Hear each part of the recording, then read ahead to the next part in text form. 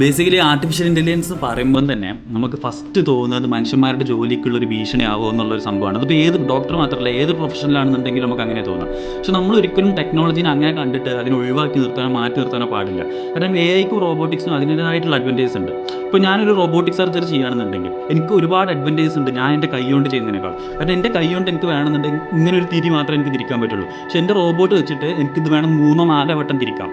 അപ്പോൾ റോബോട്ടിക്സും artificial ഇൻ്റലിജൻസും medicine ഫീൽഡിലോട്ടല്ല ഏത് ഫീൽഡിലോട്ട് വരുമ്പോഴും അതിൻ്റേതായിട്ടുള്ള അഡ്വാൻറ്റേജസ് ഉണ്ട്.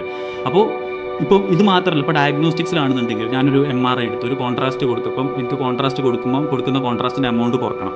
അപ്പോൾ അത് വേണമെന്നുണ്ടെങ്കിൽ എനിക്ക് യൂഷ്വലി കൊടുക്കുന്നതിൻ്റെ 10% കോൺട്രാസ്റ്റ് കൊടുത്തിട്ട് AI ഉപയോഗിച്ചിട്ട് ആ ഇമേജ് എൻഹാൻസ് ചെയ്യാം. അപ്പം സൈഡ് എഫക്ട്സ് കുറഞ്ഞു, എനിക്ക് പണ്ട് കിട്ടിയതിനേക്കാളും ബെറ്റർ ക്വാളിറ്റി ഇമേജ് കിട്ടി.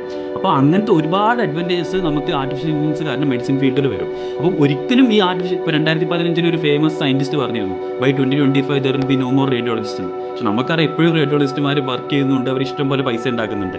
അപ്പം AI ഒരിക്കലും മനുഷ്യന്മാരെ റീപ്ലേസ് ചെയ്യാനല്ല പോകുന്നത്, but AI can become A very good assistant.